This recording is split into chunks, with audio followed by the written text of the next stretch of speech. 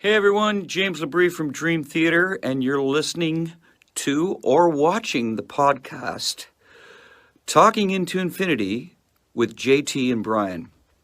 Enjoy this. These guys are extremely informative. I love their dialogue. I love their interpretation of the songs, who and what we are, what we were going after. They're very accurate in their interpretations and descriptions, and I just think this is a great show, and these guys are doing a stand-up stellar job. So once again, enjoy Talking Into Infinity with JT and Brian.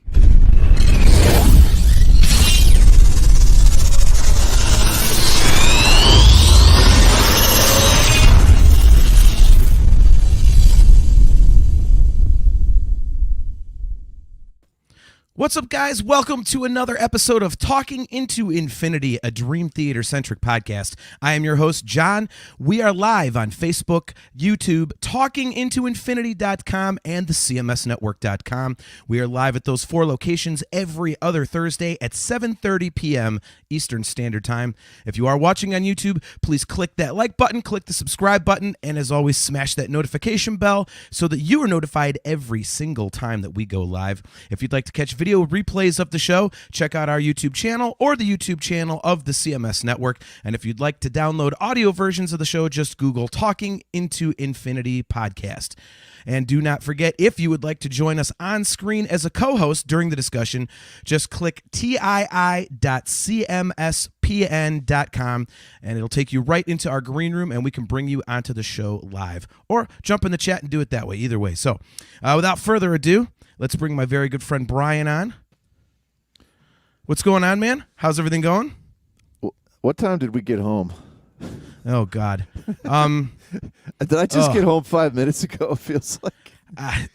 Yeah, it was pretty late. It was, God, what was it? Because the show was over at like 11:30. Well, let's first of all backtrack. What did we do last night? Well, we were in McKees Rocks, Pennsylvania, and we went to see Torre, Marty Friedman, and Queensryche. So that was our adventure last night, and it was a fun time. It was a fun time. You were late, so I was driving around killing time. I was not late. You were late, my friend. You were late. 15 minutes. Plus, I told you that before, so that's not late. You're an idiot, man. Take off work next time. I got out of work at noon. I was just driving around. Dude, we still had 2+ hours to kill before the show. Yeah, well, thank God, too, because that food took a while. We'll get to that. But oh, my gosh. Chastity Crawley is checking in. Good to see you, Chastity. Thanks for tuning in. She says, hello, everyone. Yeah, so we should have a guest calling in and who went to a different show a week ago. So our good friend Robert Husted is supposed to be calling in. So we'll talk to him real soon. But before we get to him, we hit the road yesterday at, like 4 o'clock or something. Yes. And headed out east through the shitty Pennsylvania mountains. And so that was a good time. It's always fun driving out there. So yeah, we drove about a little less than 2 hours to go see the show. Yeah, no matter what show I go to outside Pittsburgh, I always feel like I'm in the movie The Deer Hunter, the opening. Like, 'cause that's where all the people are from, like that area that, go off to Vietnam. And I don't know, it's just, Right. it still looks the same. Like, it's just all those rolling mountain hills and like those super old 19th century houses. And it's like the buildings, like nothing's been updated at all. Like it's like you're Right. stuck in like 1967 or something. It's very strange. I don't know. But the venue we were in now, did we follow up on the history of that?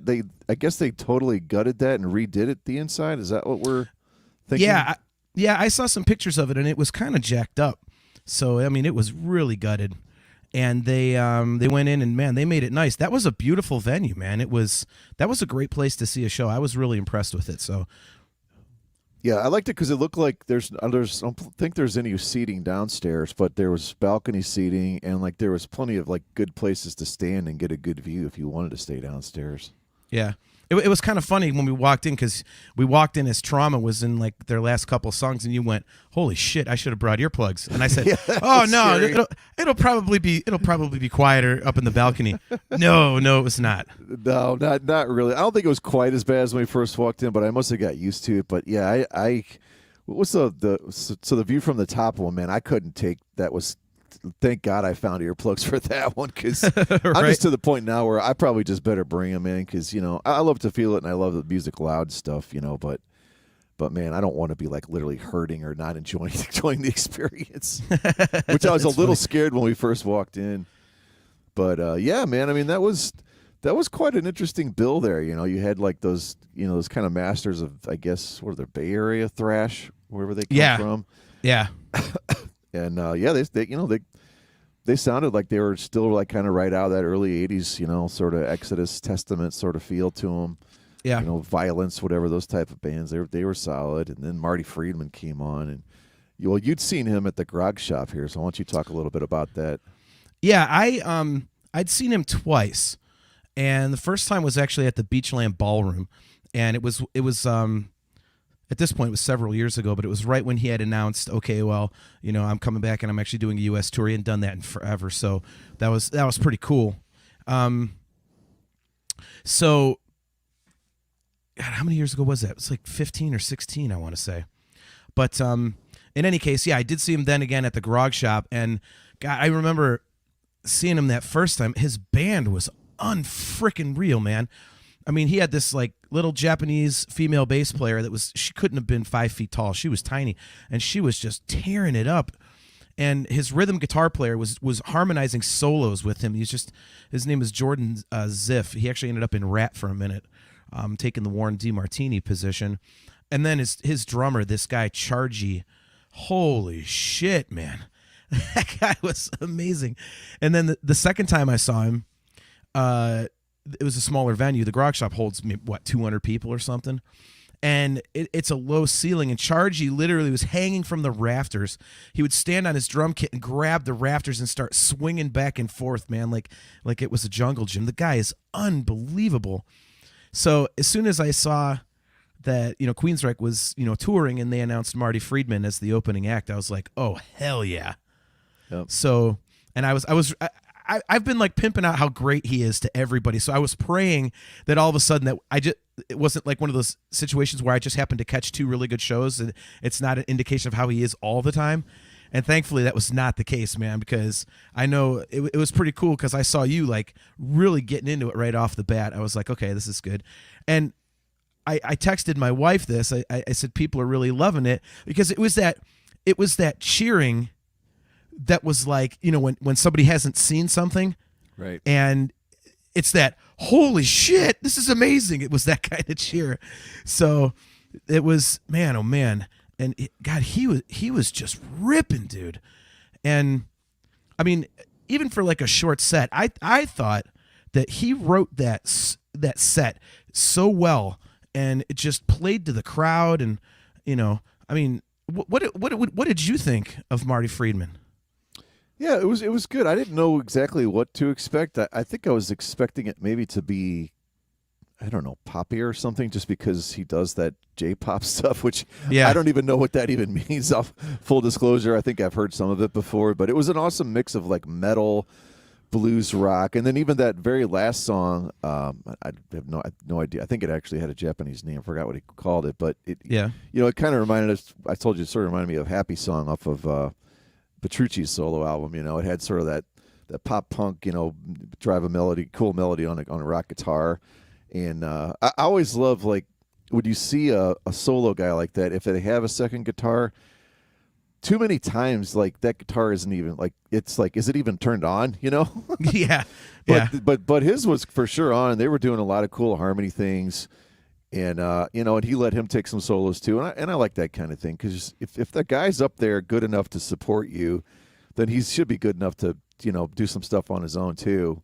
Yeah. And I want to hear those harmonies in there. And the drummer, man, anytime a drummer constantly gets up there and stands like I don't know how those guys do it. Like, they stand on the bass drum and then on the stool. Like, I mean, you and I would topple over and just trying to climb up there in 5 seconds. Like, I know. But they're standing up there and they're playing like at the same time. Like I'm almost positive he's got actual stands that'll support his weight because he was okay. He was. I mean, you can't just stand on a drum kit for as long as that guy was doing it. Like it was pretty crazy. But man. even if he did have something like that, just having the balance to just keep doing that like over and over. Like I'm gonna go crazy on a song, then I'm gonna go stand up here and I thought it was a good opener for Queensryche because you kind of don't want something like totally just balls to the wall metal, like I think having Trauma go first and then putting Friedman, I mean they're probably going to do that anyway just because he's more well known, but I thought that was a decent opener for this version of Queensryche for what they do now at least. Yep. Well, let's get the opinion of our good friend Robert Husted. What's up, man? Good to see you. Hey, good to see you both. So what did you think of Trauma and Marty Friedman specifically when you saw the show? Where was your show? You went to the Fort Wayne concert, right? Yeah, I was in Fort Wayne, Indiana at the Clyde Theater. Okay. So honestly, so when I first saw it, I was like, oh, Queensryche, tickets, and then I saw the beginning bands, and for once, I thought Marty Friedman was in the band Trauma. So I was trying to look whether when Trauma was playing, I'm like, ooh, where's he at? And nice. then once the Trauma was done, then it went to the Marty Friedman band. I said, oh, I'm just dumb and didn't read. But no, honestly, Trauma was really good. I'm not huge into thrash metal, but still, they were just off the walls, just rocking hard. Yep. Especially I mean, I hate to say those guys are old, but I mean they are. I mean they're late 50s, early 60s if I did my research properly. Like I was saying to Brian before you jumped on, that guy's voice was fucking incredible. I mean he was wailing, man, and it was heavy and it was thrashy. It was cool. And obviously Brian and I were just talking about Chargy, Marty Friedman's drummer. I mean, dude, what was your impression of that guy? Oh my gosh. I'm pretty sure he did some sort of drugs beforehand because I'm there's no way he has that much energy just to go ham on the drums constantly. Yep. Yeah, that guy is just off the chain, man. Oh yeah. Oh God. So the other thing that was kind of interesting about our show is it was really freaking loud. Was your show blaring like ours was? Because it was. I mean, Brian was right in front of me. We had interesting seats. We had single seats. He was one row in front of me. We were on the aisle. And when I wanted to say something to him, I'm right there. I'm 2 feet from him. I had to lean over and damn near scream into his ear. And I talk loud, so I mean, it was crazy loud. How was it at the venue you saw it at? I didn't think it was that loud, but also I brought earbuds. Because it's just one of those things where I'm sure, just in case. Right. Because at the beginning when Trauma was playing, I'm this doesn't seem that loud. And then I took just them both off, said, nope, they're going back in. That's way too loud. Right. I wonder if it's just the venues we saw it at, or if the sound guy really is cranking that up. I liked it actually. I thought it sounded phenomenal. I think you lost a little bit of bass guitar. I mean, I know in our mix, Brian, what did you think? I thought we missed a little bit of the bass guitar, but. Yeah, maybe. I was curious if we had been down on the floor. If we could hear that a little better because you're down there, actually on the wooden floor itself. Rather up in the concrete balcony, like that. But I mean, the mix was. I thought the mix was pretty good for as loud as it was. It could have been way worse, obviously. Yeah. But everything cut through pretty good. I mean, it would have been cool, maybe a little bit more. Maybe a little more low end, just clear clear that up a little bit. But I don't know if again. When those speakers are hanging like that and we're way up high up like that, I don't know, can you really feel much bass if you're up there like that anyway? Yeah. I don't know. It's hard to tell sometimes. So what do you guys prefer to show? Do you prefer if it's a little too loud or if it's a little too quiet? I know it's weird to say, but I kind of prefer if it's a little too loud because if it's quiet, I get pissed off. I'm I could listen to it at this volume in my damn car. I'll never forget going to see Motley Crue. And this thing was the late 90s or something. It was one of the first few years after Vince Neil came back. And I'm sitting next to my brother at Quicken Loans Arena here in Cleveland, and we're having a conversation with each other at this level as the concert's going. And I'm what the hell is this? Where's the damn volume? So do you guys prefer it that way, or do you prefer it a little bit louder like it was at both the shows we saw with Queensryche? I personally prefer it louder, just because just you feel that energy from the amps and just like Yep. hitting your body, and you're like, yes, let's go. Yep. I Yeah. I just can't listen to it quiet. I mean, Brian, you were talking about bringing like earplugs and stuff, and I know Robert, you said you had some buds in, and I mean, so what about you, Brian? I mean, would you prefer it a little quieter naturally, or well, what I don't like is if you go somewhere and the guitar doesn't cut through, because this is the main kind of music that you and I listen to is guitar based, metal based, rock based. And if it's not loud enough and that guitar doesn't cut through, it really loses. You want the vocals to come through too, but you don't want it to be a karaoke type thing, And so I still always think that the guitar is kind of the most important thing for these kind of concerts and this type of music. And when we saw Petrucci, I was a little worried because it's just guitar solo music like that, and it's just a 3-piece or whatever it was. But man, they had that thing. There was no mistake, and that thing was blistering through the PA at House of Blues, Right. and that's how you wanted it. It was almost a little too loud for that, but at the same time, it has to cut through like that. So I'll prefer it louder as opposed to, you have to feel it, especially the guitar. Yeah. So, all right. So let's get to the set list. And Robert, I don't know if you remember the set list that you saw, but Brian pulled up the one that we got last night, and I was kind of surprised because there were only 2 songs that I wanted to hear. I knew they were going to play a bunch of stuff off the new record, so I did not get the song that I wanted off the new record, surprisingly. Excuse me. And there was like an album cut they always play that I didn't get either. I was like, okay, that's kind of surprising, but I kind of dug it. Like, so but before we go song by song real quick to go through it, I mean, was this your first time seeing Queensryche, first of all, Robert? Yeah, this is my first time seeing Queensryche.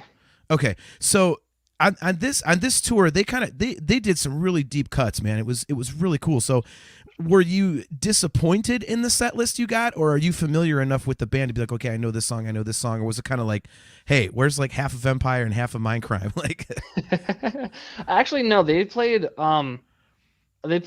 like, I say maybe over half of like what I knew, like off the top of my head. Like, they played some Mindcrime, played some Empire, some off the new, which they played one of the songs off the new album, which I wanted to hear really badly. So I said, and that was like the first thing they played. I said, yes, this is going to be epic. Let's go.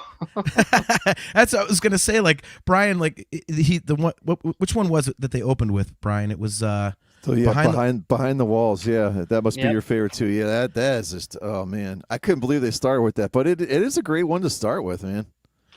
Yeah, Oh, yeah. that was definitely a surprise. I was like, wow. I mean, I can't remember the last time I saw a band not open with the opening track from their new record. I mean, that doesn't happen very often. Yeah. So, and of all the ones that they could open with, I mean, Behind the Walls was a really interesting choice. Yeah. So, yeah, it was. I really like the fact that they dug really deep into the catalog for this tour, because I mean, there's a lot of bands that I've seen a bunch of times that I previously, like, I wouldn't miss if they came around, like Megadeth or Anthrax. And now I'm just like, okay, like I don't go out of my way to see it, because it's like I've seen 95% of the show already so many times. It's not, I'm not going to get like Lone Justice and Gung Ho and all that stuff from Anthrax, like Skeletons in the Closet. Like, no, I'm going to get Indians and Caught in a Mosh and Antisocial. It's like, and then the new record, like, okay, whatever. So I really liked the deep cuts that they played. So go through the set list a little bit, Brian. Robert, if you remember, like, chime in, see if you got what we got. So yeah, start with Behind the Walls, then Don't Look Back, which I think is the first La Torre album. Yeah. Then we went to The Warning. We got back to back Child of Fire, Enforcer, Spreading the Disease. But the new album In Extremis, Light Years, which I think is off. Is it off The Verdict? I think it's on The Verdict. Yeah. Okay. Sick Death, Forest, back to back new ones. 2 off of Empire, Jet City Woman, Empire. I guess technically 2 off of Mindcrime, My Empty Room, which is more of an interlude, Into Eyes of a Stranger. And then they come back and we just go total old school. Deliverance, which I had no idea that was coming. Yep. Queen of the Reich, and then I was on record with you, Roads to Madness, probably my second favorite Queensryche song ever. So the interesting thing is, literally, if you don't count My Empty Room, 2 songs from Mindcrime. That's pretty. I don't know if the word is ballsy, but surprising. And spreading the disease, that was definitely a surprise. I mean, that's one of my favorite tracks on there. But you don't expect to get that over, maybe actually Mindcrime or Breaking the Silence or Believe in Love. Well, that's the one I wanted. I love I Don't Believe in Love, and it's like we didn't get it. So I wanted that one, and I wanted off the new record Lost in Sorrow. I was really surprised they didn't play Lost in Sorrow because I mean, we're going to dig into the record itself here in a little bit. But I mean, that song is so catchy. Like it would be such a great song live, and it doesn't have any crazy notes for Todd La Torre except for like 1 or 2 at the end. And I was really surprised that they didn't play it. I would have taken that over probably the other La Torre stuff. I don't know. I just, well, when we get into it, I'll say more, but I just think the new album it's not even close. Yeah. When you compare it to the others that he did, I mean, it's just so good. Robert, were there any songs that you didn't get that you were hoping to see? Honestly, they could have played all of Mindcrime and I would have been stoked, but we only got the 2 songs, which I'm like, you know what? It's better than nothing. Actually, not really. I was kind of surprised they like dug deep into the catalog with like Enforcer and Child of Fire. I said, oh my gosh, we're going old school now. That's cool. Yeah. Yeah. I really like when bands do that, man. I know on Van Halen's last tour, they opened with Light Up the Sky and, they had Drop Dead Legs and stuff like that. And it was like, nice. Like, it's just always hearing just the hits gets kind of old. And so I was really glad that they, and they announced it right, as soon as they announced the tour too. They were like, hey man, we're changing up the set list. And I mean, it's funny because like you hear bands say that. Like I'll never forget, I went to a Poison show, one of those, it was like Poison and Cinderella and Rat and stuff at Blossom Music Center out here at the amphitheater. And they were like, oh yeah, I heard this interview with Bret Michaels, like, yeah, we're totally changing up the set list. They changed out one damn song. I was like, are you kidding me right now? What a bunch of bullshit. Did they shove a Samantha 7 song down your throat too? Actually, they did. That was one of the tours when CC did that. Yeah. So I'm like, shut up, man. Like, and it happens all the time. Bands are like, oh, we totally changed it up, and they don't. They swap out like 2 songs or something. But I mean, yeah, they really went back. I mean, The Warning and like I said, Roads to Madness. I mean, I don't. Would you consider Roads to Madness a deep cut, guys? What do you think? I mean, wasn't that also from The Warning?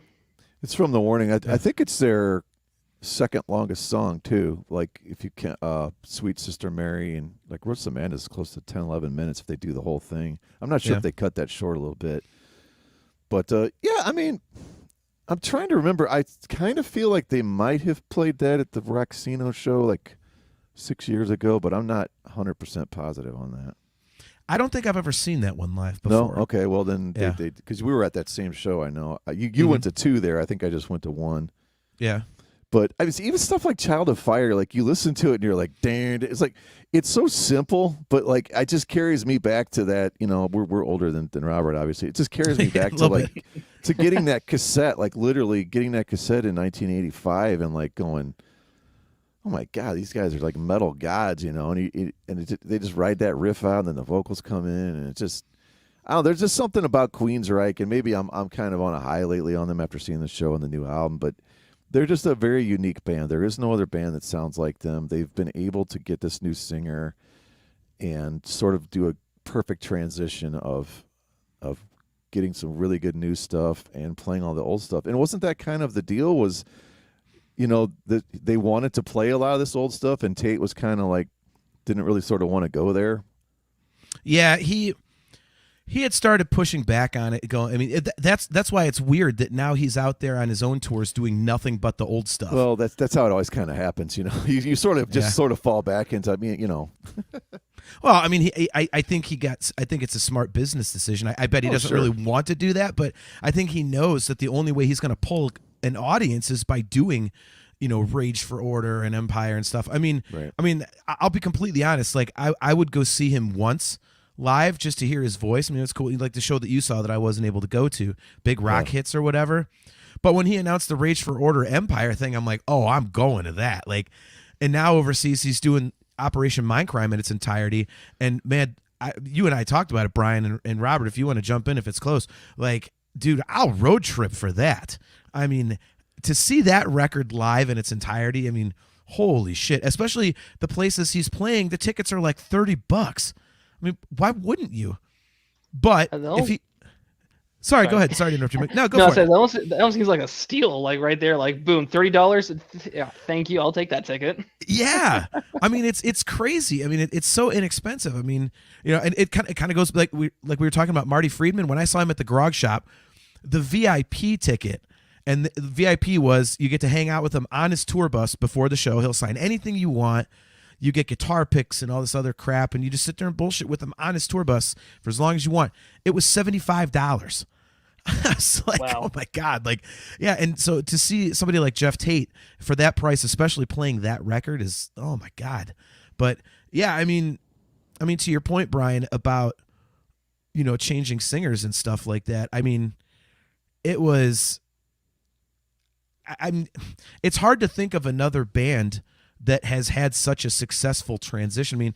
I mean, can you think of one, Robert? I mean, Brian, we were talking about it last night. What bands did we think of?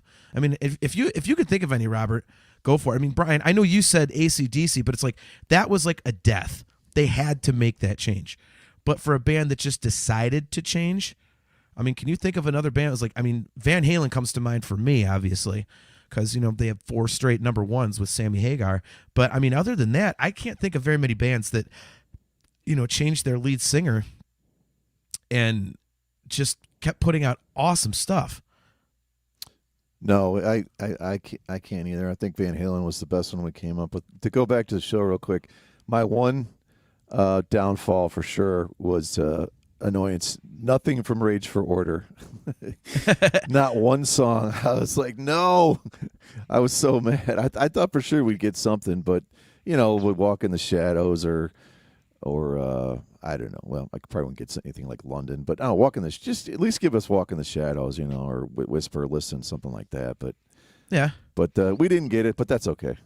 That was an excellent way to crap on my question there. Yeah, Van Halen. Back to the show. Yeah. I didn't want to forget. Well, all right. To go back to your point, Cale McLeish says, "I know Iron Maiden." Yes. So we kind of debated Iron Maiden, and like, was Paul Di'Anno a big enough influence on them? You know, do we care that much about Paul Di'Anno's voice? Because we're so ingrained in Bruce Dickinson, I guess. And I'm not trying to downplay Paul Di'Anno. I'm just trying to be objective here. Are you familiar with Iron Maiden very much, Robert? Not their newer stuff. I'm more like, I say the older stuff. Like I have their first album on vinyl. So the good stuff. Wow. Yeah. Yeah, pretty much. All right. Yeah. So you're familiar with. So Paul Di'Anno was on the first two. So be the self-titled and then Killers. What was the first Bruce record? Was it Peace of Mind? Or was there one before that? Number of the Beast was before that. That's right. Yeah, Cale. We talked about that too. Man, what do you think, Robert? Because I mean, Brian brings up a good point. Like, were they big enough on those first two records for it to really matter? Because people only really know the Bruce Dickinson stuff. They think of him as Iron Maiden and Paul Di'Anno. Oh, there's a different singer. Like, so what do you think? I don't know if that's comparable to Queensryche. I'm not entirely sure, honestly. Because I mean, like, I'm trying to think back. I'm like, they not like it sounds the same, but it's like I don't think it made much of a difference. Yeah, I don't know. I just think, like, let's see. Oh, here's one. Okay, Cody Bennett, good to see you, man. He says Pink Floyd, maybe. I'm not familiar with Floyd, so you guys would have to speak to that. They're talking about like Sid Barrett, but you know he OD'd or whatever. But then they just kind of they split the stuff between Roger Waters and Gilmore. So okay. Yeah, I don't know. It's hard to think of a band that was really established and then made that swerve and just kept up the quality. I mean, audiences. Man, you know, I mean, even their audience, I think, picked up a little bit with Todd La Torre because they were playing small places at the end with Jeff Tate because those, man, after Promised Land, those Tate records sucked ass. I mean, I love Queensryche, but you can just take all that crap. Tribe and American Soldier and Mindcrime 2. What a travesty of justice that was. Wait, you didn't like Mindcrime 2? What? Oh, dude. You know, it's funny because we'll talk about this when we dig into Digital Noise Alliance here in a minute. But, you know, the whole thing behind that record was Michael Wilton dug out all of the old equipment from like the classic stuff, like when they originally did Mindcrime, so it had that sound. I'm like, it doesn't sound like that. But the new record, apparently, I read a review. It said he did that this time too, and it does sound like that. So I don't know if it's like the change in recording technology or something, but yeah, Mindcrime 2 is a piece of shit, man. And then oh god, it was it was so bad. And what was that? What was that last one like that they did that was just Tribe or no? No, that was God. What the hell was it? I mean, you can look up the discography, Brian, but it was that. Oh my god, it got so shitty. And I mean, here in the Now Frontier, what the hell was that? Yeah, I remember listening to that album and like, you know, because I was like, right after I discovered Queensryche with Empire, I'm like, bro, this is awesome. So I ran out, go like grab a bunch of stuff. What was really funny is that I was gonna buy Operation Mindcrime. I looked at the like the cover of it. I said, nah, this is really weird. I'm gonna go get something else. And then proceeded to take Here in the Now Frontier. I'm like, oh, that was a really dumb decision to me. I was gonna say, hindsight being 2020, how dumb do you feel? Yes, very. Frequency Unknown is the album you're thinking of, John. I think. What? No, 2013. No, that's the first album Tate did with after he left the band, but it was under the Queensryche banner because that's the one that was FU. Oh, okay. Nobody's in that. Okay, yeah. Other than him. So it was the one before that one. Signs of Chaos or something Chaos. Dedicated to Chaos. Yes, that's it. Thank you. Yeah. Gotcha. God, what a shit sandwich. Oh, dude, it was like it's unbelievable. Like I understand that, you know, bands might want to like expand their sound and do different things, but I mean, Jeff Tate just took that band in such a weird freaking direction, and it just wasn't good. I mean, well, you know, they sort of burned out when Grudge came around and everything, and it really wasn't cool to play what they were doing. So that probably didn't help, you know. And then they probably just got tired of each other, and then, you know, Tate's ego got the better of him. I mean, there were plenty of bands, you know, pretty much petered out and were done, you know, but that's what's so awesome is they were able to bounce back here, and they still have two key players. I mean, Eddie Jackson's still in it, and so is Michael Wilton, you know, and when those two guitars start going, and him, and, you know, even if you don't like Mike Stone or whatever, like, you know, you can't tell a difference when those guitars are up there and playing in harmony, blasting away those classic tunes, you know. Yep. Dude, I know I shouldn't be an idiot, but Mike Stone will forever piss me off.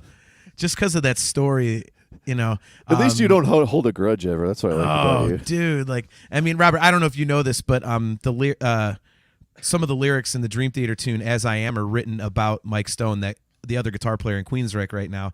Because when he was in the band back then, they were touring, and they tell the story in Rich Wilson's biography, Lifting Shadows, about they're on tour, and Mike Stone was trying to give John Petrucci guitar tips. Oh, you should do this, you should do that. It's like, what?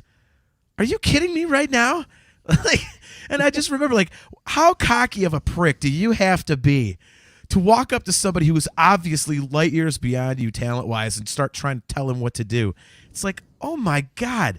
That would be like me walking up to Todd LaTorre and be like, you know, Todd, you should really like work on your warm-up technique and maybe a little bit of, you know, a bel canto here and there. Like, shut up, you hack. Like, what are you doing? That would be like me walking up to you and telling you how to get drunk, you know? Like, really? You are such an Seriously? asshole. You are such an asshole, man. And besides, who are you to talk? You spend like $2.50 on the most rock gut shit ever and mix it together. This is the most ghetto concoction ever. How in the hell could you make fun of me when you drink that sweat? Hey, I spent like $40 on you last night and tolls. I spent $35 to park when we found out we could have parked 5 feet away for free. Well, but at least we didn't take a risk getting towed, and I did cover the tickets, and I did cover the gas, and I covered tolls on the way home. So No, don't you be didn't. I covered tolls on the way home. Well, use my Easy Pass, you dick. Oh, that was on. You pulled that out before I gave you a chance to give my credit card. Okay, well, so like I just said, I picked, man, you are. I'm gonna go over the invoice when we're done here, just to make sure. I bet you will. I bet you will, man. Kale McLeish, he says, I've heard firsthand that Jeff Tate is a very strange man and doesn't allow support bands to actually look him in the eye. Kale, good to see you again, man. It's been a while.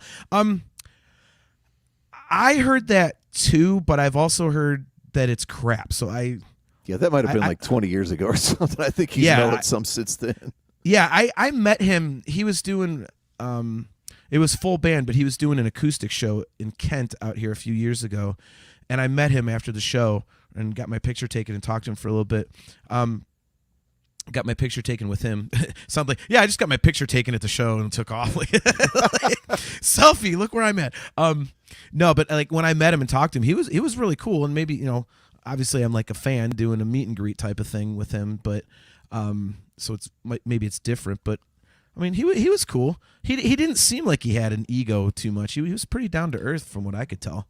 You were not allowed to touch his vest, though. He's very particular about that. you could only touch the vest if you bought a bottle of Insania wine. Right. So, well, cool. So, Robert, I mean, how familiar are you with the new record, Digital Noise Alliance? I'm kind of familiar. Well, you're more than welcome to stay on because we kind of wanted to go through it. So you're more than welcome to stay on if you'd like, or you can jump off it. The world is your oyster, as they say. So, well, I only know a couple of songs like Behind the Walls. Honestly, Behind the Walls is one of my favorite from that album, just because it's like it's kind of like the Whisper for Rage for Order. Just the way it's like it's not a straight up like 4/4 like cut dry. It's like, what would you call it? Swung. Yeah, a bit. It's funny you mentioned that because my very first note for that song says Rage for Order vibe on this one, so I kind of heard the same thing. Well, so we'll deep dive the record, but before you go, first of all, thanks for coming on and making some time. Appreciate it. So I mean, give us your thoughts on the new record and the songs you like, and talk about it a little bit from your perspective. My perspective. Hang on. I'm trying to remember which ones I actually like. Isn't that weird? Like the new La Torre records have been really, really good, but I'm the same way. Like I don't remember like song titles. It's hard to remember. Right. Like I mean, besides like Behind the Walls, I'm like anything else. I'm like, oh no, wasn't their like ballad for that album like Forests called? Wasn't it? Forest. Yeah. Forest. Yep. Yeah, that was a good one. I like when like listening to the entire album, that one would just play. I'm like, okay, it's a cool little ballad, and then I would like think nothing of it, and then I'd just go to the next song and said, oh, okay, we're just going. Yeah, nice. Yeah, honestly, I don't know. I'm trying to like relate it somehow to Dream Theater, but I'm like, that's not gonna happen. But I don't know. It's just one of those things too, where it's just like I don't think there are many songs that I would skip on this album. Like, all of them are pretty just like, rocking on like from like start to finish. And for some reason, their cover of Rebel Yell, I actually really like for some reason, but I don't know if that's just because it's like, I just like that song in general, or because, like La Torre just singing, just somehow it just makes me like stop everything I do and just listen. And I'm like, gosh, this guy's good. See, that's the track I could do without. I mean, I like the song, and I think it's a perfectly fine version of it. I just think I think because Queensryche is progressive and they're really precise, I think them doing the song it loses a little bit of that rock edge to it. I think, I think the precision takes a little something away from it. I mean, Brian, I think if I remember, you said you actually kind of like that cover, like Robert does. No. Okay. Well. No, there's There we nothing. go. There was nothing wrong with it. I just, it's them doing Rebel Yell. There was nothing. It was pretty stock into the. If they're going to do that, I wish they would have maybe metaled it up a little more or something. I don't know. Okay, but that's fair. All right. It almost cool. just seems like a clear cut like version of Rebel Yell. Oh yeah, Yeah. for sure. It's like to the T basically, which is cool. Hey. Right. Well, it's like we were joking last night. Dream Theater's out there covering like Tenement Funster and Stargazer and all this stuff, and Queensryche has Rebel Yell. It's like, so they're like, we want to have fun doing this. F like trying to learn all this crap. exactly. Well, cool, Robert. Well, thanks for coming on, man. It was great to see you again, and feel free to jump on anytime, man. Heck yeah. Thank you, guys. All right, man. Take care, it buddy. easy. See you soon. See you guys.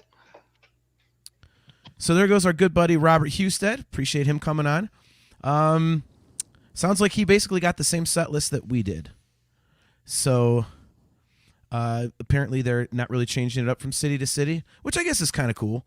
Before we dig into the record here for a minute, where do you stand on that? Because I know Dream Theater isn't changing their set lists from city to city. I have to admit I prefer like the way Mike Portnoy was doing stuff, like where he would change it up all the time.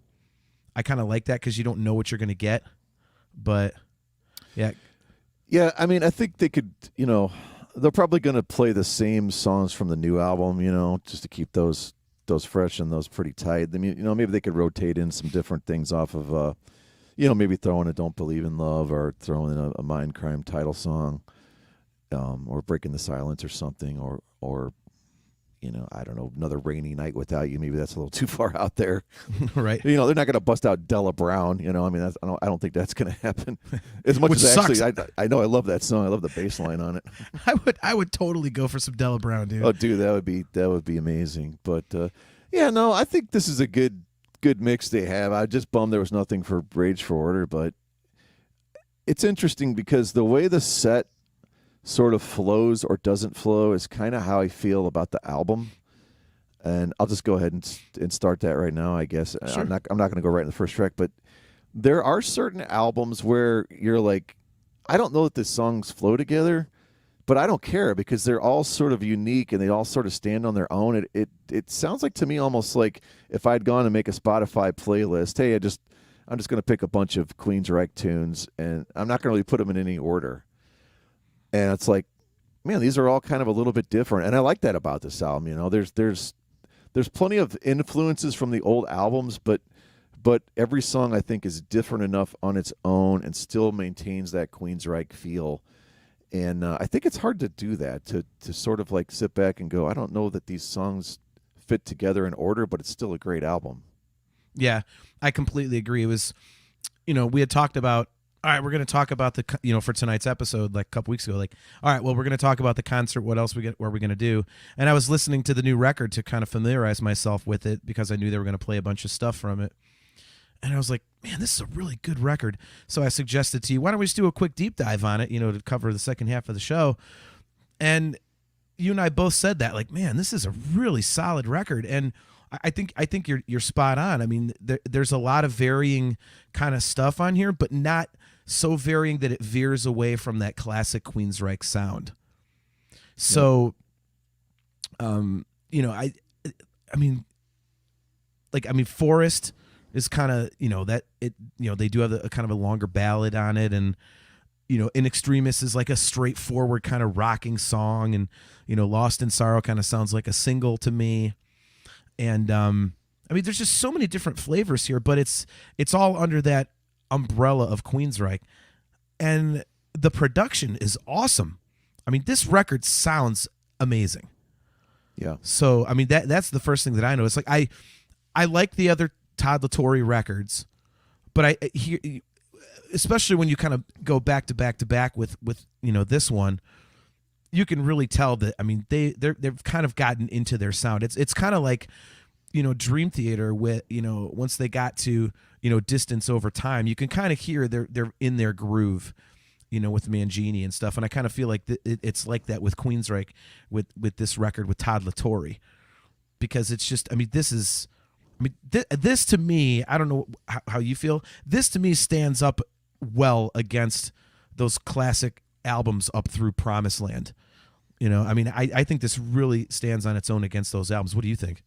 I would say for sure. And like we said, from what we know of this, they supposedly all basically recorded it live together. This wasn't like guys in 12 different states, mailing files back and forth. And I guess Wilton, I think it was Michael Wilton, was very adamant about doing it this way. And I think just having La Torre in there, I think he's just a guy that when he gets his hands on a song and he's doing it for Queensryche, he's that fan that, that heard the warning back in '84 or that traded his buddy at tapes to get the original EP, and he's able to channel that and really put that stamp on it. And it's like, people can bitch, say, oh, he's just copying what the area. It's like, yeah, but who cares, man? I mean, Yeah. You know what I mean? It's like, it's not copying when it's influenced and it still has a little bit of a modern feel. And I think his voice is starting to grow a little bit to where you're like, okay, it's not so dead on Tate anymore. There's a little bit of nuances in there. You could definitely see Tate singing a lot of this stuff, but I think he's coming to his own as a singer. But I just think his influence on, and I don't know if Wilton was more concentrated on that too, but the other thing I'll say real quick, and I'll probably repeat this 8 million times, but the previous albums, I'll say it this way: there is no guitar part other than maybe one song on here where it's just kind of on its own, and I'll use the term hung out to dry. They put guitar harmony on almost every single note, phrase, solo constantly. They're constantly trading solos, and then they'll do a harmony. One person will do a solo, then they'll do a harmony, then they'll go back to another solo, then they'll do a harmony, and it's just it's super progressive. I mean, it's very Dream Theater to me in the approach of these melodies and stuff, and the way the guitars are doing things, and that is simply not there on the previous albums, and you just have to grow into that, I think. Yeah. And I think to your point, you mentioned this last night, we were driving home, and, again, to go back to Distance Over Time, one of the reasons I think that record is so solid for Dream Theater is, to your point about, Digital Noise Alliance here, they got in a room and actually hacked it out together. It wasn't the file trading. And it sounds like a really simple concept, but for people that don't play an instrument and haven't been in a band and haven't gotten together with guys and like written songs together, it is a vast difference in terms of, the vibe. There's just an energy that comes out when you're actually standing in front of somebody else's amp, just, blasting your face off, or a drum kit or something. I mean, because I've done it both ways, and I hated doing the file trading thing. It felt so sterile. And I think, Digital Noise Alliance and Distance Over Time are two perfect examples of, how you can ramp up the quality of an album just by taking the time to actually get together and do it, quote unquote, the old way. And you've done a ton of writing, and I never really have. I mean, isn't there almost a creative competition too, and energy? Like, oh my God, you came up with something great, so I better come up with something great here quickly, and you're kind of thinking quick on your feet, as opposed to like, all right, I got 4 hours to sit around and practice something, and then I'll email it over to you or whatever. You know what I mean? Like, yeah, the spontaneity of it, right? Exactly, the spontaneity and like the immediacy. It creates an energy. I think back to I talked a couple episodes ago about the record I did with my band APG, and there's a couple songs on there that one of them, the second track, it's called Colorblind. I wrote that myself in like 20 minutes, and our guitar player John came in and just played this riff. It's the main riff of the song, and I was like, "Ooh, now go here. Oh, now it should go there." And you just feel it, and in that song, I think you can feel there's an energy to it, and a kind of a pacing, and it's something like you said you don't get if you're just someone sends you like a track, like a drum track or something. You're like, oh, what can I put over this? Like, as opposed to, because somebody might, there's no way to take that, and make a left turn, I guess is the way to phrase it. Because if someone writes a riff or a drum part and sends it to you, that's how it is. Whereas if you're in a room with somebody and you're like, ooh, do that. And they might not play it the same way, and it might take it to a different place you initially. So it just, it's much more fluid. It's not as sterile, I think. So, and I think you can hear that on this record. I mean, it's, and the other thing I think that really stands out on this one is that, this is the first time, we've gotten Casey Grillo actually recording with the band. And, the last record was Todd LaTorre on drums. He, just did it in the studio. And I thought he did a really good job with the drums on that one. It was very Scott Rockenfield-esque. I mean, Scott Rockenfield is a very precise drummer, but he's got a certain style, and I thought LaTorre was good at it.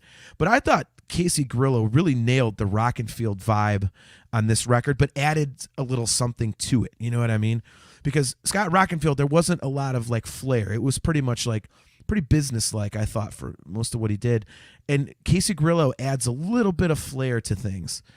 Stuff like, Tormentum, that crazy, middle part. Like he's doing all these weird things and, stuff in Forest that he's doing. And there's some really busy kind of almost, the drum parts I talk about really liking that Mike Portnoy does. And Mike Mangini, when it gets kind of busy and stuff like that in parts over a really simple beat, he does that a few times on this record. And I thought it really stood out. It's really, really cool. So, and the other thing I noticed, and I don't know if you caught this too, but we talked about how on the latest Dream Theater record, A View from the Top of the World, it sounded like they're finally getting smart and like writing to James's voice now. Like, and so that, he could do the new stuff without blowing himself up and hitting those super crazy high notes. And I noticed on this record, there wasn't nearly as many of the crazy high notes for Todd LaTorre. He kind of like picked and chose his spots with that. Did you notice that? Well, I mean, anything is going to seem toned down to that solo album because, my God, he was like a demon in the stratosphere for that to some of it, where I thought it was like maybe just let's hold off just a tad. As much as I like that album, I thought it got almost a little bit grating at times how high he was. But yeah, on this it's definitely contained. I think I'll put it that way. You get some decent kind of screams. They're a little bit evil sounding, but it's nowhere near like as much as kind of the shriek that was on the solo album. Yeah. And well, I mean, dude, let's face it. The solo record was obviously written with the idea in mind, I'm never going to have to do this live. Right. Yeah. So it's like, let's just unleash hell. Yeah, that's pretty much what it was. But yeah, his voice sounds great on this, man. I think vocally, I'll just come around and say it, man. The choruses, they're bigger, they're catchier. There's more harmony on them. I don't know if he sings harmony on most of the stuff live, in the studio, and then they split the parts up, or if they had any backing tracks for harmony or whatever. I don't even care because it sounded good. Yeah. But yeah, I mean, just the courses, I mean, they're just way more melodic and they're more memorable, and they're turning out anthems now, the other stuff was pretty decent with LaTorre, but there's nothing you could go like, man, this is like almost an anthem. And we have, I think, at least probably 3, if not 4 songs on here. To me would fit that category. I would agree with that. That was, we'll run through track by track here in a minute real quick, but that was one of my main 2 notes about this record was that I really like the production on it. I mean, let's face it, Eddie Jackson has the best bass tone fucking ever.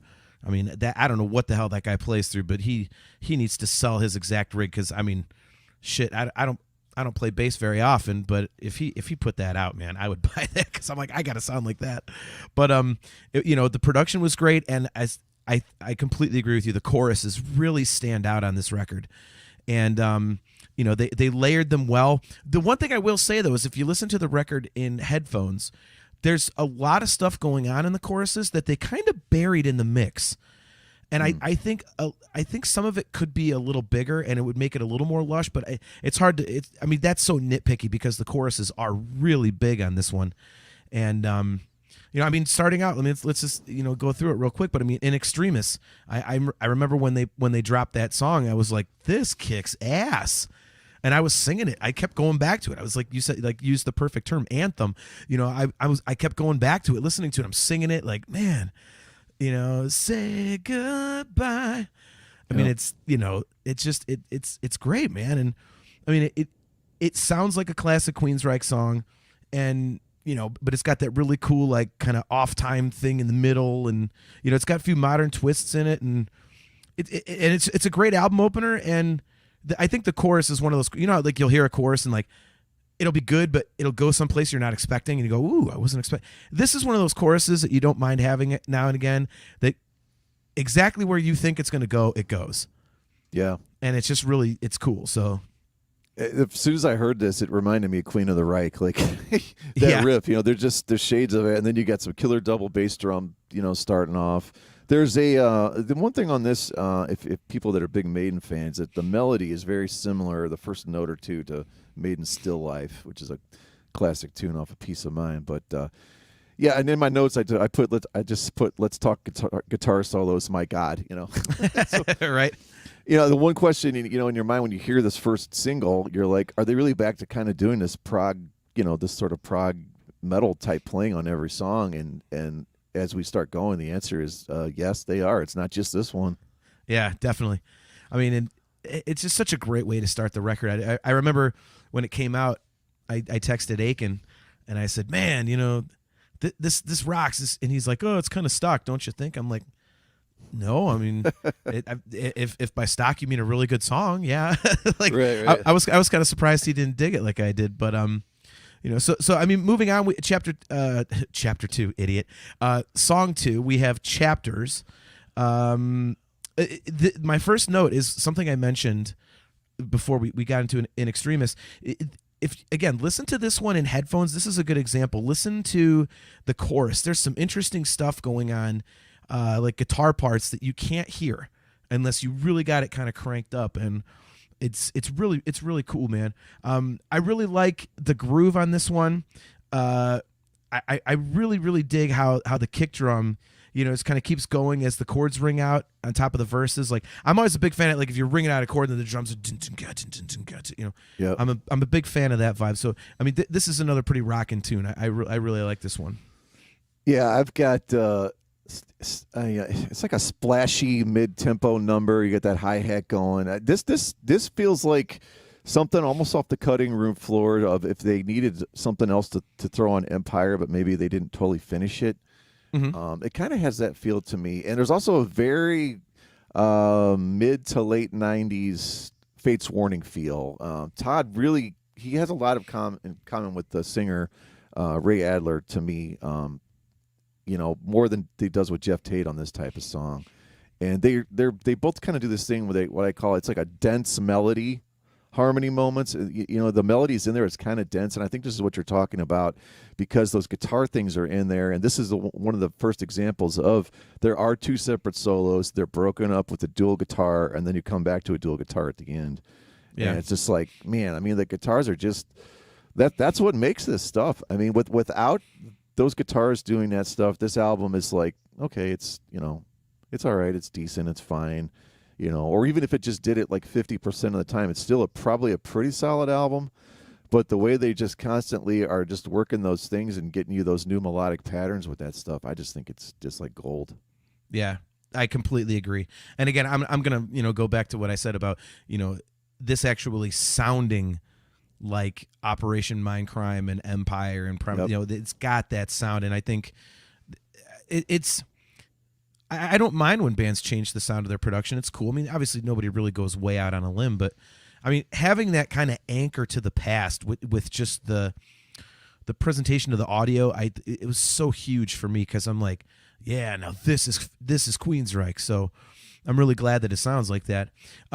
Moving on to track 3, this is this has become one of my all-time favorite Queensryche songs, period. It's definitely my favorite song on the record, Lost in Sorrow. This is one I could easily hear slotting in beautifully on Empire. I love the chorus. You know, it's like the chorus, I'm slipping into eternity, don't you know? Like the way he hits that stuff, and it, you know, it kind of builds, and it doesn't go into the chorus. You know, the first time is really awesome. I mean, it's, oh man, and at the end, this is where he, you know, he hits a couple of those really sky high Latore notes, and it's just so well placed and just right in the perfect spot where it sounds awesome. And this song is just so catchy to me. When I was doing my, you know, when I was listening back to the record a bunch to, you know, kind of get into it for tonight's show, I just kept going back to this song over and over again. I'm like, man, this is good. You know, I'm slipping into eternity, don't you know? That's such a great, and it's like this, the vibe of that is so good, man. I love this song.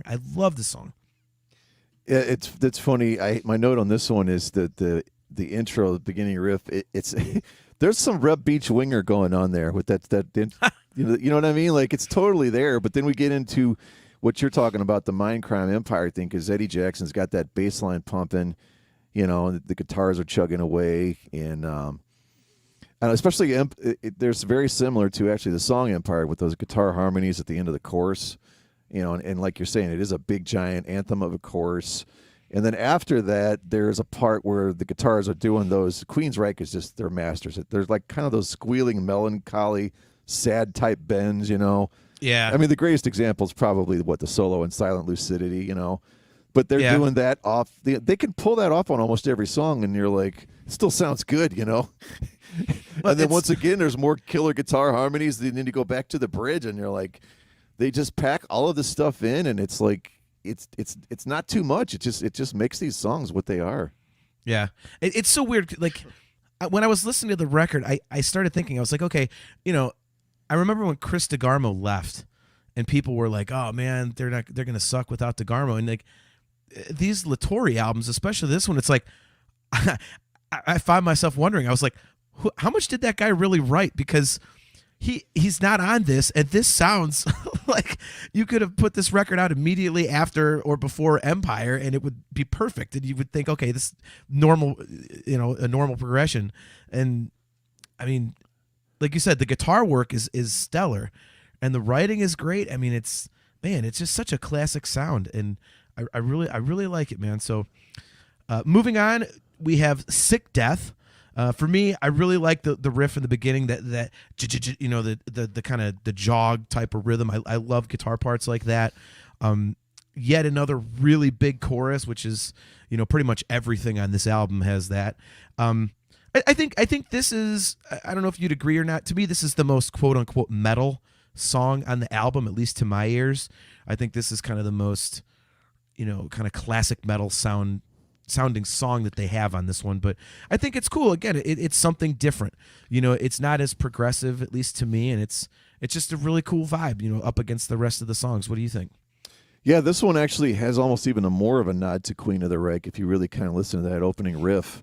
Mm-hmm. And then you know, here comes the galloping, you know, beat with the drums, and there's a pretty serious Maiden vibe on this. You know, Todd's really channeling some inner Bruce Dickinson for sure.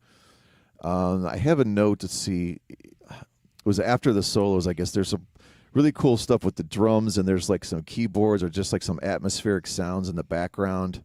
Mm-hmm. And then they kind of go back into that chugging riff stuff that you're talking about that you like bands doing. Yep.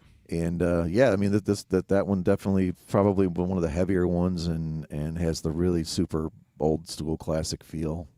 Yep. Well, moving on, we have the set list opener from last night's show, and I know you were a big fan of this.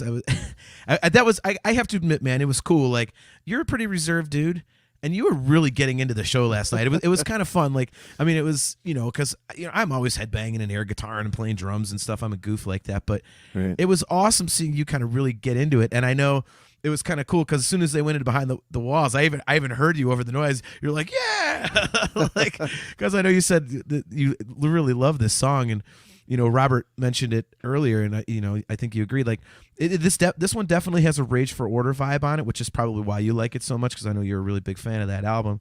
Yep. This has some of Casey Grillo's best drumming on the record. I think I really like the drumming on it. The timing on the riff is really cool to me. It almost feels like they stopped the note early. You know, it sounds like, wasn't there supposed to be another note there? I really dig it. That's cool.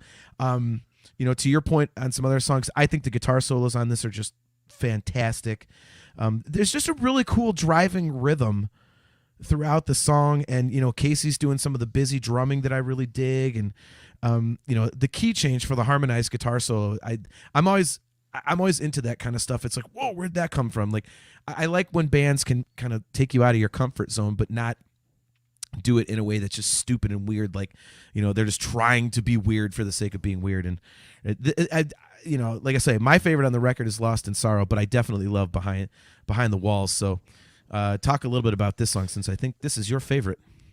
Actually, it might be my second favorite. It's hard to say, but yeah, I mean, I love the keyboards. They get those analog keys on. Obviously, Yep. they were just background. No one was playing them live, but they were there, and I just think it fills up the sound. I mean, a massive Rage for Order vibe. Like, there's bits of London, kind of some shades of Gonna Get Close to You, and I don't know, man. It's just a plotting, Neanderthal, kind of metal, thing, thing that just sort of kind of builds and builds, and it's just super, just really, really hits you hard. And I did not think we would ever kind of get sort of back to this sort of a feel on any type of Queensryche. So the thing that, seeing that they can do something like this now really has me excited for, the next couple albums. If they hopefully can get, maybe crank out at least 2 more with Todd would be awesome.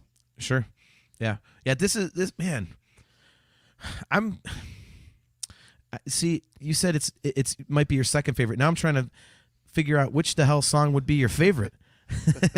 So you threw me for a loop there. So, I'm just not on the same page with you tonight. You're like, crapped on my question earlier. Now I'm like, hey, your favorite song? No, it's not. Like, but well, moving on. We have Nocturnal Light. This is a song that really kind of grew on me, because when I listened to it the first couple times, I was like, yeah, okay. But then as I went through the album a few more times, I'm like, yeah, okay, this is good. It's kind of a slow, heavy groover, to me. And I really like the atmospheric sound effects they put in the verses. It does something interesting. So Robert Husted says Brian's favorite is the Rebel Yell cover. That's the only one I listen to, actually. Yeah. I'm just making all this other stuff up. I just started writing things down. Guitar solos are good. Oh, big choruses. Sounds classic. Just write that on everything. No one would even know the difference, would they? You gave it away earlier when you're like, I'm probably going to say this 800 times, but Right. it's because you only have 4 notes for the whole album. Right. You're just changing up the verbiage. But so yeah, what do you think about Nocturnal Light? Yeah, I kind of have this as my sort of song. I do like the actual riff the guitar plays. This one just feels like grunge. This is the one song on the entire album where I think I went back and played it like 6 times to double check. I do not think there is actually even one note of guitar harmonies on it, and it's kind of cool that, because like I do want to give props because I was saying before how they're sort of all over the place on this. Nothing is exactly the same as before. So on this one, I think they just said, you know what, we like the way this is the way it is. Let's not pile on a bunch of stuff on this one. Yeah, it just kind of feels like a little bit grungy, and I like the groove, and I actually do like the riff. Cool. Yeah, like I said, I think if I had to take or leave a song on the record, I think this might be it. Excuse me. I don't know. There's one coming up that I kind of might give that title to as well, but we're not there yet. So moving on, we have Out of the Black. For me, this is an interesting chorus. This is one of those kind of different moments. It's almost, I hate you. It's such a generic way to phrase it, but happy-ish. It's kind of like happier than the other stuff a little bit. In spots, I think it's kind of a different flavor. I think this one kind of stands out as like, oh, that's interesting. It kind of reminds me of something like One and Only or Hand on Heart from Empire, where it's kind of like that more upbeat kind of, type of sound. I really like one of the things that they do, to your point about the guitars, is like if you listen, like in the left ear, the guitar is doing like a low, just like a kind of power chord thing, and in the right ear, it's like a big like up the neck kind of like big kind of high chords and stuff like that, and it makes a really cool balance. And I like that they didn't really mix it in the center of the mix, because I was like, man, did they really like pan those right and left? And I pulled out my one bud. I was like, okay, and then pulled out the other one, put the other one back in, and like, holy crap, yeah, they just have one solid on the left and one solid on the right, and it makes for a really cool sound. So I really like that about this song. It's funny you said the word happy. I literally have in my notes here, this is the only time, as far as I know, that they actually go to sort of a major key during the course like that. I mean, it ends up going back to minor after that, but there actually is a major key moment there. It is kind of happier. Yeah, I have in here, this is another one, Eddie Jackson kind of drives it again, They get one of their signature thing, which is sort of those broken, clean guitar lines. Yes. that support the chunkier riffs. Those things that were just so prevalent on Mind, Crime, and Empire. Those are the foundations of a lot of those songs. It wasn't the riffs. It was just those killer clean, broken guitar lines that supported all that really made those songs stand out. And you get a nice healthy dose of that on here. Yeah, totally agree. Let's get to the song that might be the one I can do without here and there. Forest. I like it. To me, it's almost like if Silent Lucidity met The Bridge, from Promised Land. It's kind of like a combination of those two songs. I mean, it's very simple. It's very plaintive and catchy. So I really like it. A lot of emotion in this one.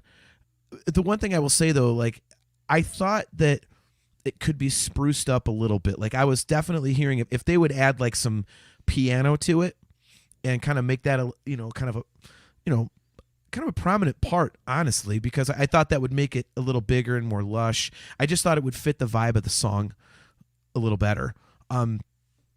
So yeah, this is a good song, but I this one, it's cool. I mean, I don't dislike it, but I can't say I love it. But I mean, it's good. What do you think? Well, I know last night Todd said it was about basically losing a parent, I think. Yeah. Mm-hmm.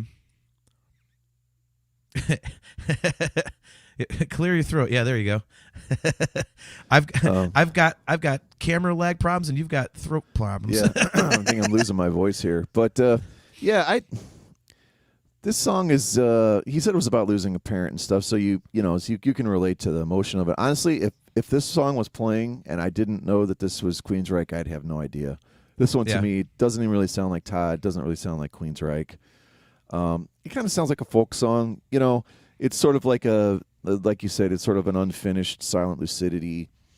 Maybe give us a couple progressions or more twists, but maybe they just wanted a song that was sort of simple and acoustic bass like this, and I can respect that. Okay, yeah, I like it. I think that's the best way to phrase it. Like if you didn't know it was Queensryche. God, my camera keeps freezing on the dumbest looks. Why is that always like when your camera freezes, you look like an asshole? Why can't it like freeze when you're like at a nice smile, like it's picture day? Goddamn computers. It'd be freezing like almost all the time, wouldn't it? Then, or... Right. Well played. But yeah, I mean, I think you're right. Like you wouldn't know like what band it is if there's like, hey, what band is this? And they played Forest for you. Like, no shit, really? Wow, okay. Moving on, that brings us to Realms. On this one, I really like how it goes into the verse, and I like the verse itself. It's really interesting. It's moody, it's atmospheric, but then all of a sudden it's a straight rocker. I really like how they juxtapose those two things together. Again, another cool chorus on this one. So this is kind of a sleeper on the album for me. I think when you get later in records, you're kind of like, okay. You're ready for the album to get to its conclusion, I think, sometimes. And this one, I was like, oh, cool. I like it. So I think this is a good song, man. It's a solid rockin' tune. What do you think? Yeah, this is ends up being, I think, my favorite on the album. It's close, but I think I'm going to put this there. Wow, I love okay. the eerie guitar harmonies to start this off. Yeah. And there's a pretty decent Rage for Order vibe on this one also. We were talking before. This has those lower chugging muted guitars, and it only kind of happens, I think, in the first two verses, and they're panning them left and right, And I love when they do that, when they're muted like that, and it's like, okay, Rage for Order, Neue Regel, that they do that to a T, Mm-hmm. The other song I'm thinking of, Seventh Son of a Seventh Son, that long breakdown where it's like ding ding, yeah, ding, ding, ding. It's bouncing back and forth, and they're doing a real subtle thing with that just to start this out. And I mean, this, I don't know, this just feels like dead on. They're actually writing and playing this song in like 1986, 1987 era. I don't know. This one just felt so classic, with a decent mix of probably Rage to Empire, like a kind of a nice combo of all three, and still felt heavy. Yeah, and I think this is the most classic one that they had on here. I don't know. it really took me back to that time, but it still sounded modern and fresh, and it's still just ripped. Yeah, totally agree. Yeah, this is definitely a really solid song, and you know, it's cool to me because I know like the tendency for a lot of bands is to kind of front load records, and I don't feel like they did that, and you know, on this album, and I think Realms is a perfect example of that because, you know, they just, you know, they stuck a really goddamn good song like 2 songs before the end of the record, which is, you don't see that a lot, so that's pretty cool. We got 2 more songs left. Technically 3, but we don't have to talk about Rebel Yell. But of the original material, we've got 2 songs left. So second to last, we have Hold On. I really like the chord selections and the clean parts of the verse. It's very kind of Promised Land-ish. It's kind of wonky and a little bit weird, and I like that. I really like that. Again, yet another big chorus. I mean, if you're listening to this and you're not familiar with the album, I think you'll dig it just for the choruses alone. There's a lot of melody to dig into there. You know, I really liked hearing something weird, like, you know, like I just said, like Promised Land-ish, because, I mean, you just used the perfect word a minute ago when you said fresh, and it's like, I like how this record you can oh, that's kind of Rage for Order, that's kind of Mindcrime, well, that's kind of Empire, and you know, there are like 2 or 3 moments on here that sound like Promised Land, which is cool because I think that's a very, very unheralded record. That's honestly one that I would like to deep dive at some point because I just think that record does not get enough love. Like I know we're gonna have Paul Logue back on here at some point when we line up our schedules, and we're gonna do Empire with him. But I mean, I'd really like to dig into Promised Land because I think that's very underrated, and I really like the writing on it because it's that wonky sound but not trying too hard, and I think this has a little bit of that feel to it in this song. So what are your thoughts on Hold On? Yeah, I know exactly what you're saying, and I wish I'd kind of put Promised Land in here, but I'll piggyback off of that because what my notes basically say it starts with those dissonant guitars, and that's kind of what Promised Land was about. But you end up with probably the biggest massive 80s anthemic chorus on the whole album, right? You know, so you go from, you know, that juxtaposition of the 2 types of sounds, you know, in between to get there, you've got, once again, some of those broken singular clean lines, you know, thick shades of Another Rainy Night, you know, possibly type things going on there. Mm-hmm. And, I mean, yeah, I love the chorus on this, man. This is a feel-good song. Yeah, this is... Again, you know, you don't usually see bands backloading albums these days, and this one definitely is another example of it. So very interesting, I thought. Closing the record, at least again, the original stuff, one of the longer Queensryche songs you'll ever see, Tormentum.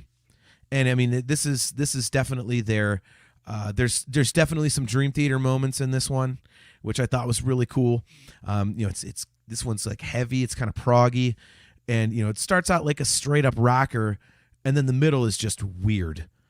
And I love it. You know, Casey Grillo's doing all that weird drum stuff, like the flams on the snare. And it's just, it's just such a left turn right in the middle of something that seems like a pretty straightforward song. And it's to me, I think this is the most Mindcrime-esque song on the record because of that. You know, it kind of reminds you of like Sweet Sister Mary, where there's that breakdown in the middle. That's a little more straightforward, I think, you know, with like the sound effects and all that kind of stuff. But to me, you know, I think this is very much in that vein. And for that reason, I really like this song. And it's kind of one of those, you know, we talked about Dream Theater songs that are long and you don't realize it. I think, you know, for a Queensryche song, I think this one's approaching 8 minutes. You don't realize that you're listening to an 8-minute Queensryche song. It's not like, you know, when Iron Maiden is like, hey, here's an 11-minute song. You're like, oh, Christ.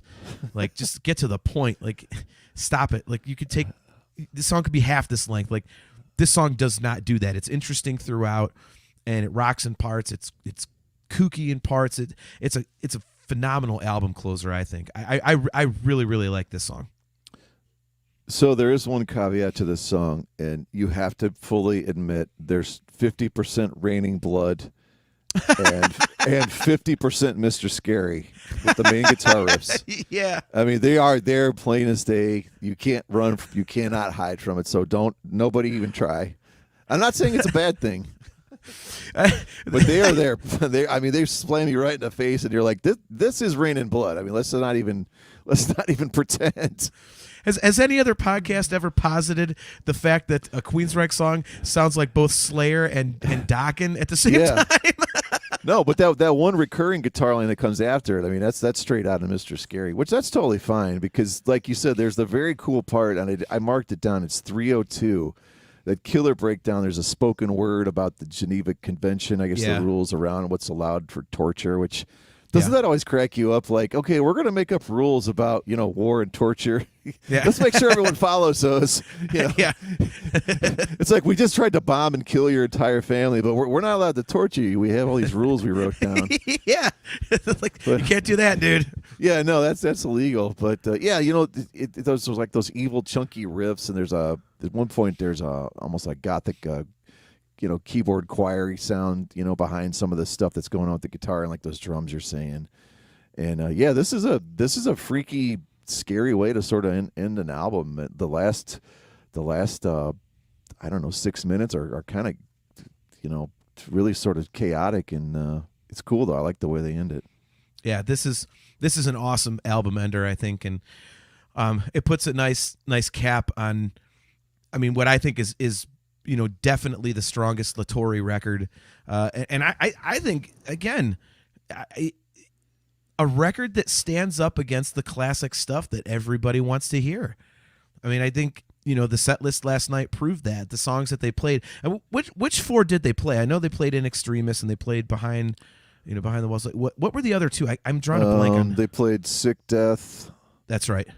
And was there only 3 then? Maybe there was. I thought it was 4, but so I have Behind the Wall, In Extremis, Sick Death, and Forest. Yeah, 4. Forest. Okay. Yeah. And no Lost in Sorrow. So no Lost in Sorrows and no Realms. I was kind of bummed on that. Yeah, but hey, there'll be other shows. Maybe we'll get that since they're doing deep cuts. Maybe they're considering that a deep cut, and we'll, if they do another leg of the tour, maybe we'll catch them somewhere, and we'll get that song. So that'll be cool. But yeah, dude, very very very good album. It was a blast to dig into it because I liked it when I heard it before, but I didn't really go back to it a ton. And now that I have, I'm like, God, I'm gonna keep listening to this. When I'm putting in like Promised Land or Rage for Order or something like that, I'm gonna definitely put this one in too. So like you said, there's a lot of anthemic moments on this one, which is really cool. Yeah, I mean, easily the best album since going back to Promised Land. I don't even think there's a point in debating that, right? Yeah. But I mean, I hope that it's always tricky, like trying to, especially when you have as many hits and classic albums as they have. It would be cool if they could come out and maybe play 2 sets. One set's all the new stuff and another set's all the hits, or or maybe just keep mixing it like this. I wish we could get, and I don't know if his voice could stand up to that, but man, I would love to get. So we had 16 total songs, right? I think is what I got here, and that's counting My Empty Room, which whether or not you want to say that's a. I mean, it is a song, right? But it's a very small. But man, I'd love to just get a 22, 23, just an evening with or something. You know what I mean? Yeah. Like, give me 25 songs of Queensryche and give me the total best heavy hitters of the Torre era and just getting just all the hits and some deep dives. Yep. Would be awesome. Like, so I guess what I'm wanting is like 9 more songs, I guess. Yeah, I mean, it'd be kind of cool to see an evening with, and it would be interesting, like do all the hits in the first set, and then pull out the crazy stuff for the second set, and then the encores you could do your Eyes of a Stranger or whatever. And although I gotta say, man, like one of the things I was going to mention when we were talking about the show with Robert was, I kind of compared Todd La Torre to Miles Kennedy with Slash. And, I've seen him on all of the tours that he's done with Slash. And he's still hitting the notes, but you can tell now he's like picking his spots, like he's doing a low version here or like not doing like a different melody that's lower there. And it's like, okay. And part of me gets a little bummed. I'm like, damn. Like, cause then, it's like, it's kind of like, going south, even if it's just a teeny bit, you're like, man, I miss when he did everything. And Todd La Torre, I mean, this is his 4th album with the band. Man, he didn't cheat anything. I mean, Eyes of a Stranger is always the one, and I get it. Like they played it in the middle of the show instead of the last song like they normally do, but still, man, those those incredibly high verses. No happy ending like they've always promised. Like he does that, and the stuff after the bridge. I mean, he hits everything, and he sounds so damn good. So if I have to just get a regular Queensryche show instead of an evening with, and it means that he's going to keep sounding like this for a lot longer, I'll take a regular length show, man. It's like, and one last thing, and then we'll jump out of here. Like, but Todd La Torre, it always amazes me that when he's hitting these high notes, he's bent over from the waist, like he's like doing a metal, like a scream, like oh, but he's hitting these high notes. I'm like, how are you doing a note that high? Because, I mean, any other singer you see pretty much when they do a high note, they got to lean back and, like, really open everything up. And he's doing the opposite. Like, he is scrunching himself into, like a crouch. Like, how does he do that? I mean, that is so strange to me. What a delivery. That's crazy. Yeah, no, he's just a great singer and a great addition to the band. And, I think we talked about this slightly off topic, but not really. So when we did the deep dive into Mindcrime, Eyes of a Stranger, like, is there any bigger metal anthem of all time at this point? Like, what are your thoughts on that? That's a good question, man. I don't like. Okay, when you hear those, when you hear like that, Dr. Davis, like that. I mean, the hairs on the back of your neck still just stand up because you know that like this just ridiculous riff is coming, and I just love that solo at the end where it's like down. Yeah, it's not even doing anything that complex, but it's so musically perfect for what it is, and it's like it builds to that point. Yep. I don't know. I think I easily have to put it in probably my top 3. Or worst top 5, maybe. I don't know. Yeah, it's hard to place it on the list, but I will say this: like, I do agree with you because I have a lot of friends who are not Queensryche fans that absolutely love that song. They'll flat out say they're like, "Man, I don't like Queensryche, but this song kicks ass." So there's that, and also, I mean, that song to me is like their "Pull Me Under." I mean, it launched. Yeah. I mean.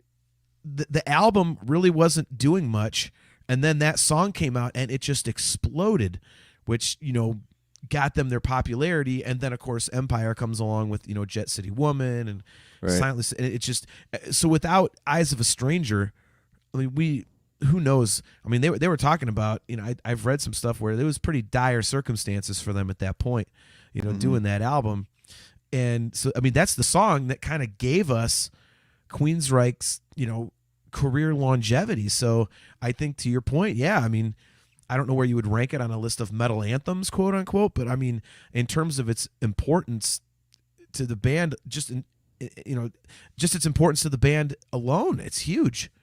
So I totally agree with you on that, man. It's a huge song. Yeah, and it's just one of those when you hear, and I don't care if you've heard it 3 million times. I mean, there's stuff like Crazy Train. I just can't even hardly hear that song anymore. Yeah, me too. Now, Bark at the Moon, that's another story. But yeah, I mean, I don't know. It's just one of those songs, and I just started thinking about more and more. Like whenever I know it's because it's coming in the set at some point. I was kind of surprised they ended the main set with that, and then they came back and did the 3 classics, which was cool. Yeah, as I said on the way home, I thought it was like maybe slightly anticlimactic because there was some people that were like, I don't know what this Roads to Madness is. I'm going to get a jump on traffic. Not that there's any traffic to worry about where we were. It was kind of a small area, but But yeah, man, it's just one of those songs where it just like, I don't know, it just gets me every time. Yeah, no, it's phenomenal. I could hear Eyes of a Stranger over and over and over again, and I mean, and that's coming from a record that I could listen to over and over and over again, and that's like the highlight. It's just, God, what a great song. You're not wrong. Just a great song. So, well, great show, man. It was definitely a blast hanging out with you last night, going to McKees Rocks, Pennsylvania, and eating some really damn good funnel cake fries and catfish and your half-pound burger that was about the size of, I don't know, a pile of quarters. So we were in a bar that the interior looked like basically a trailer from like 1972 or something. That was the weirdest. Like the bathroom was like there was like paneling in there, and then there was like the pull the curtain for if you're going to go in the toilet area. Like that was the weirdest. Like I can't even I wanted to take a picture. Not that I take too many pictures in the bathroom these days. I try to cut down on that, but I did want people to see. I did want people to see what that was. I was trying to describe it to Jill, and she's like, "Yeah, this sounds pretty." And then all the chicks working there had like 15 pounds of perfume on. Like I couldn't even breathe. It was just It was a strange setup. And then so real quick to finish up, we never established. So I was home, pulling into my garage. I think it was like 20 after 1. So what time did you get home? After 2, then I guess, huh? Yeah, it was like 2:40 or 2:30 or something. Okay. Yeah. I was absolutely starving, so I did stop at a gas station right around the corner from where I live. That's 24 hours, and I grabbed some beef jerky. Okay. Because I'm like, dude, it was the point I was so hungry I was going to throw up. Yeah. So I was like, I've got to eat something, and like I keep hard-boiled eggs in the fridge as a snack, and I'm like, if I break, as soon as the dogs hear one crack of the shell, they come running because they like to eat the yolk. I'm like, I am not waking my wife up at 2:45 in the morning. I will get castrated. So, right. But yeah, I mean, even with a quick stop, it was still like 2:40. I think 2:40, 2:45. Well, at least you didn't have to go to work. I'm going to be going to bed like right after this podcast, probably. Yeah, as my background shows, I spent literally all day. I think I finally fell asleep. I was so amped up, I fell asleep at like 4:30, and I was back up at 8:30 to start watching the Masters. So, and I'm doing it again tomorrow.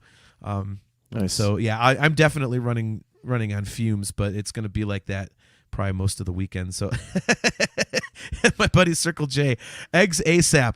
Oh my God. Yeah, that's a story for another time. Eggs ASAP, Funyuns, and taquitos. Good Ooh. God.